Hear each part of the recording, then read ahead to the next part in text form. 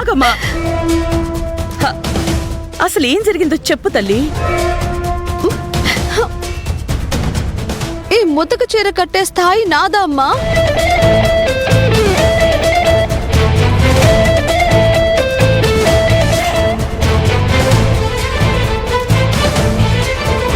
నీకేం కర్మమ్మా, కోటీశ్వరాలివి.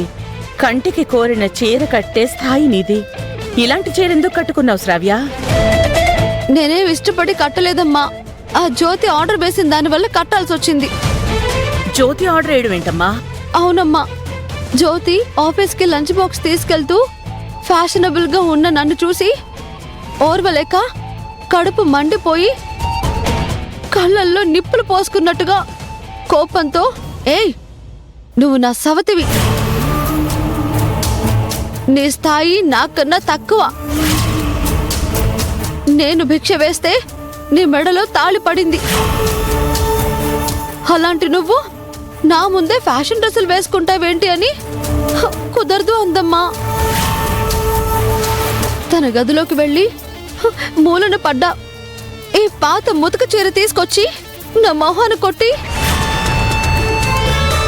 ఇలాంటి చీర నువ్వు కట్టుకోవాలని ఆర్డర్ వేసిందమ్మా.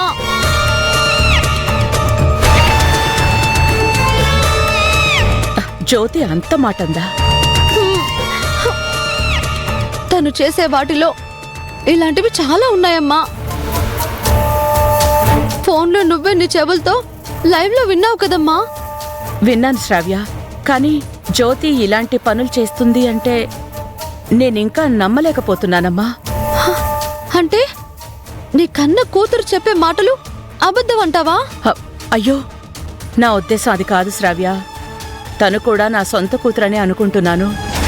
జ్యోతి కూడా నన్ను తన కన్న తల్లి కన్నా ఎక్కువగా ఆరాధిస్తుంది, ప్రేమ చూపిస్తుంది. తనకి ప్రేమించడమే తప్ప ద్వేషించడం తెలీదు. మంచి చేయడమే తప్ప చెడు చెయ్యడం ఎరగని మనిషి. అలాంటి జ్యోతి ప్రవర్తనలో ఉన్న పళ్ళంగా ఇలాంటి మార్పు వచ్చింది అంటే నేను జీర్ణించుకోలేకపోతున్నానమ్మా. అంతేలేమ్మా, నా బాధ నీతో చెప్పుకుందామనొస్తే నువ్వు ఆ జ్యోతి వైపే ఉన్నావు. కానీ నా వ్యధ నీకు పట్టలేదని అర్థమవుతుంది.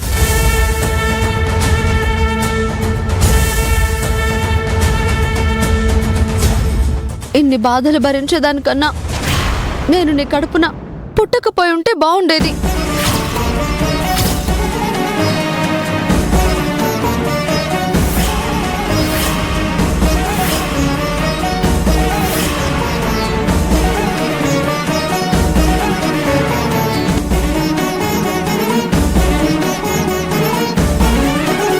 అవే మాటలమ్మా. మీరిద్దరూ నాకు రెండు కళ్ళు. ఏ కన్ను బాధపడినా నొప్పి నాకే కలుగుతుంది. జ్యోతి నా కడుపును పుట్టకపోయినా ఒకే రక్తం పంచుకుని పుట్టిన అక్కా చెల్లెళ్లాగే నేను మిమ్మల్ని భావిస్తున్నాను. చిచి, ఆ బస్తీది నేను ఒకే కడుపులో పుట్టడమా? ఇంకో 100 జన్మలెత్తినా అది జరగని పని.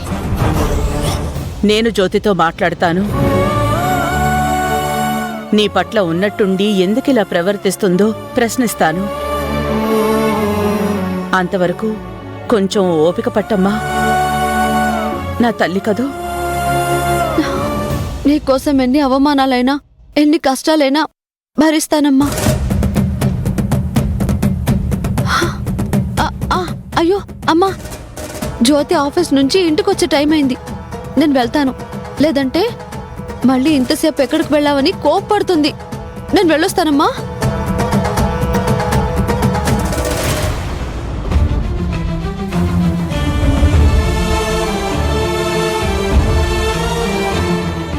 జ్యోతి, నువ్విలా మారావంటే నమ్మలేకపోతున్నానమ్మా.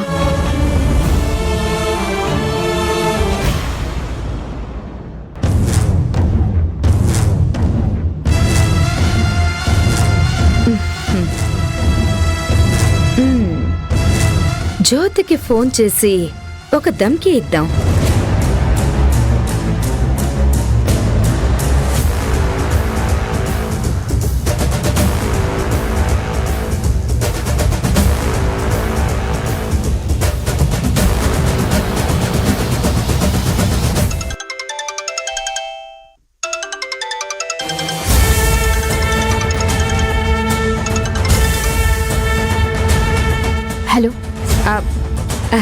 ఆఫీస్ నుంచి ఇంటికి వెళ్తున్నావా జ్యోతి?